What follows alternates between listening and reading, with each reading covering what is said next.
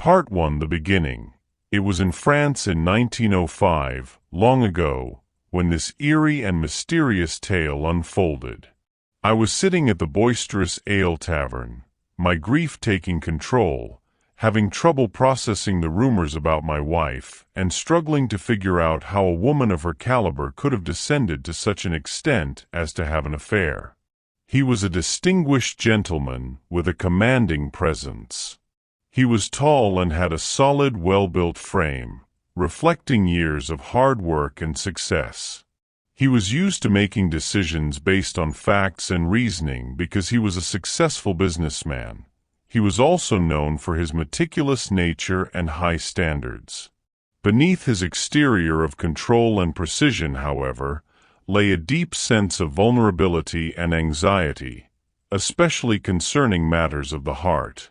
His recent suspicions about his wife's fidelity have shaken him, causing him to seek unconventional solutions to his problems. He wouldn't typically frequent this kind of ale establishment. He wanted to bury his sorrows alone and couldn't bear the thought of running into someone he knew. A younger man sat beside him and asked him what might be lying so heavily across his shoulders, knowing by the man's appearance that he didn't frequent such ale-houses. His dark hair was neatly combed back, and his well-groomed beard added to his air of authority. His well-tailored dark suit, accessorized with a gold pocket watch and a silk cravat, conveyed his sophisticated taste and affluence. His sharp, gray eyes were observant and calculating, revealing a man used to getting what he wanted. But today his eyes conveyed a crushed man. We spoke for hours. The youth stated that I must have a lucrative job to be wearing such finery. He was a curious young man, and I felt comfortable enough to share my story with him. Perhaps it was the ale that had loosened my lips. I told him how I had been born into a modest family and had been named Antoine after an uncle of mine. After that, I went on to talk about how I had worked my way up in business until I was a successful business owner here in France. So my success afforded me a comfortable lifestyle, but it also introduced complications in his personal life. His marriage, once a source of great joy, had become strained. Rumors and doubts had begun to surface. I explained my dilemma of not wanting to believe what I had discovered. He told me he knew of gypsy women who possessed knowledge in the arts of divination, and she may be able to shed some light on my problem. At least, I would know if this gossip was true or false. I found it hard to believe such a woman could exist. I had never heard of such things before. I asked where I might locate this woman, and he said that the caravans of gypsies were often down by the river at this time of year. Antoine sought out the gypsy, hoping that her mystical insights might provide clarity and resolution. His decision to consult someone outside his usual sphere of rationality reflected his desperation and the depth of his emotional turmoil. He had removed his silk cravat and watch as advised by the youth at the alehouse. Antoine had suggested he come to see him about some employment for his assistance.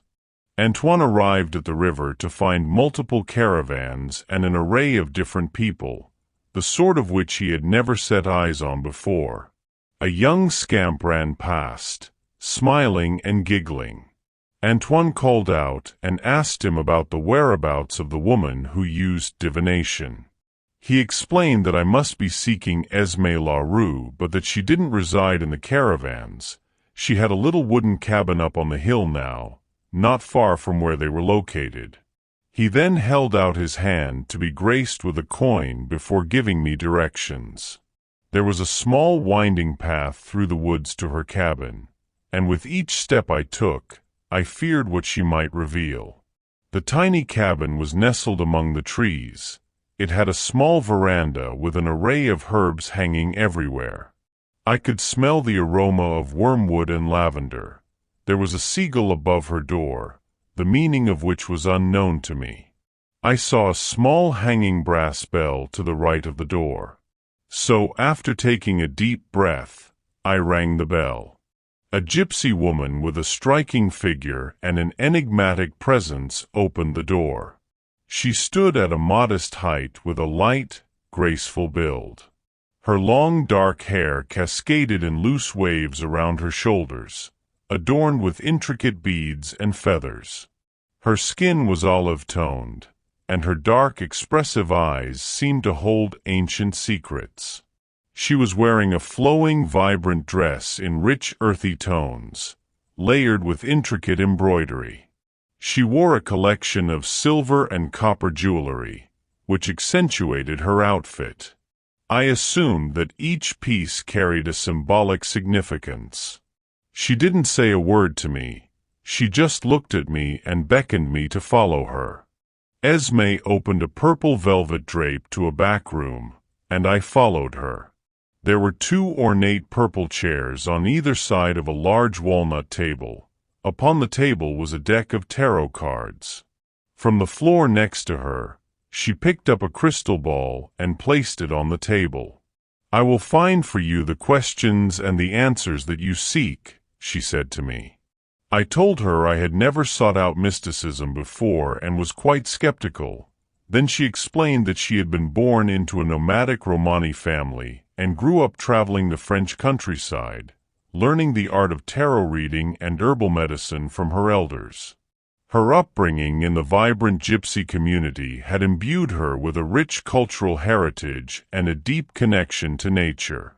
Now she had become a well-known figure in the local villages and was sought after for her insights and remedies.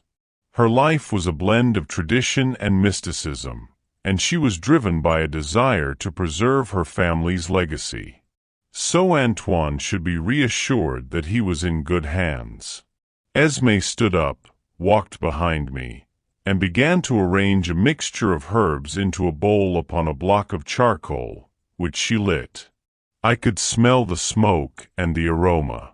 She was sweeping the smoke around me, saying some mystical incantation in a language I'd never heard before. Then she placed the bowl of herbs back on a bench behind me, and she came and sat in front of me. "I was wondering how a man of your stature had even begun to know of my whereabouts," she said. I explained to her that I was not from this region that I was passing through, and that I had met the young man in the alehouse, and he had told me about such mysteries. I asked her if I should tell her why I found her, but she said I didn't have to because the cards would tell me what I needed to know. I didn't know whether to trust the gypsy, but she seemed deeply intuitive and exuded an aura of calm and mystery. She seemed to have a magnetic charm that drew me in. She asked me to place my hands face up on the table, then put hers on top of mine on either side of the crystal ball. Esme gazed intently into the crystal ball. We remained like this for an eternity, and then she released my hands. Esme picked up the deck of cards and began to shuffle. Then, I placed them in 3 piles and asked them to choose one. She asked me to hold the cards for a while and then shuffle, which I did. She picked up the deck I had just shuffled. Esme told me each card she laid would take me on a journey, and as she placed each card down, she told me a little more about myself, some of the revelations I had kept to myself for years. So how was this woman able to look so deeply into my soul? After she had placed the 10th card, she looked saddened and was hesitant to tell me what it revealed. "I must say to you that everything I've told you is accurate, and I regret having to do so. I see a woman lying with a younger man, and although their relationship has been successful, the card of the Chariot has shown itself. Therefore, this union will not endure. This young man will try to take her away from you, which makes this a victory card. In such a chariot, they will set forth, but something will happen to frighten the horses, causing the chariot to sail over a precipice and plunge them to their deaths." I looked at her in dismay. I did not want the gossip to be true, but I also did not want to lose the person I had loved so dearly. I asked her whether there was any way that she could alter the information that the cards had shown, particularly in such a devastating fashion. Perhaps she could do another reading for me with a better outcome, but she explained that such things were not possible and that it was only her job to tell of the telling, that there was nothing she could do to change fate. She asked me then to give her a token for her time. I returned home and could smell fresh bread baked in the oven and my wife Isabel humming a tune in the kitchen as she baked. Isabel was a graceful woman with an air of melancholy about her. She had a delicate porcelain complexion and soft chestnut-brown hair that she wore up elegantly. Her eyes were a deep hazel, often reflecting longing. She dressed in the fashionable modest attire of the era, dresses with high necklines and cinched waists. Her clothing, while well-maintained, often lacked the vibrancy and flair she craved. In another lifetime, this would be a perfect scenario, but now with what I knew, it just felt like a dream meant for somebody else, not me. She asked if I might join her for supper, and as we sat making meaningless conversation, my mind wandered to the information that had been revealed to me. My wife asked if there was something wrong and asked about what I was thinking. I explained that I had just visited an old friend and that I was tired and wished to retire early, but she sensed that I knew that something was wrong. A few days passed, all of which were uneventful. As weeks passed, I began to believe that everything I had been told was probably just trickery, so I felt more at ease. Isabella climbed the stairs to her bedroom with the unsettling feeling that she had to lie in the same bed as her husband. Isabella had been married to her husband in her early 20s. He had come from a respectable family with good social standing, and their life together probably appeared perfect to outsiders. But Isabel felt trapped in a routine that offered little personal satisfaction. Her marriage, while stable, had become emotionally unfulfilling, leaving her with a deep-seated sense of unfulfilled dreams and desires. In her search for meaning and excitement, Isabel had begun an affair with a charming artist who she met on one of her rare outings to the village. The affair provided her with the thrill and emotional connection she had been missing, though it also introduced a web of complexities and risks into her life. Now she was fearful that he may know what was about to happen. She knew her lover's seed was growing in her belly, and that she would need to leave before it became too obvious for her to hide. So she had made plans with her lover to be swept away. She had packed her bags in secret the day before, and had ensured she had squirreled away enough money from her husband's savings to be able to set up her life somewhere else. She lay in the bed restless, knowing that she could not sleep, looking at the window, waiting for the signal light to enter it. A few steps from her home, the horse and carriage awaited her on a narrow road. Her heart raced as she saw her lover. Everything else faded away, and all she could think about was her new life with him. He embraced her, and she felt safe and warm, thinking it would all work out for the best. He placed her bag into the carriage, and they sat beside each other.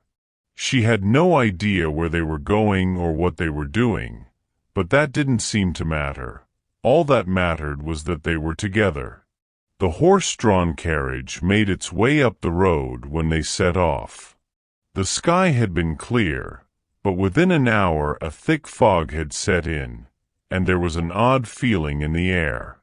All of a sudden, the horses reared and then set off in a carriage that ended in a mighty crash.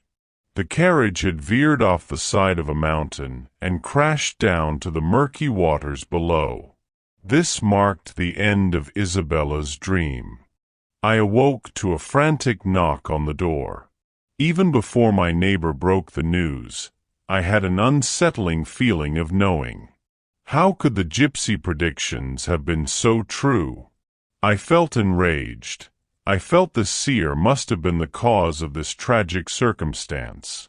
As days passed, my anger grew inside of me to the point of no return. I would find the gypsy and silence her forever. I returned to the gypsy. I did not ring the ornate brass bell. I pulled every herb from the veranda, threw them on the ground, and stomped on them, yelling for her to reveal herself.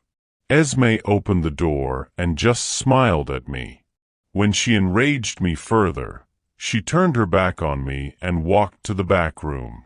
She took a metal box off her desk, placed the tarot cards inside, and closed the lid. The fact that she seemed so calm in my presence only added to my anger. I grabbed her arm violently, telling her I would rip out her tongue for the spell she had cast. Esme just laughed, saying it was no spell, just our fate, and that fate could not be changed even though she wished it could. In a rage, I slapped across her face and started throwing things around. I was so occupied by my rage and abuse that I hadn't noticed that a candle had been knocked over and had caught alight on the purple velvet drapes. Within moments, the whole place was engulfed with flames. With so many herbs, the smoke was thick within seconds. Our fate was imminent. Had she known all along that this was her fate too? By the time the gypsies had put out the fire, there were only coals and the charred remains of 2 bodies. But under the coals was the metal box containing the tarot cards. Its legacy would live on.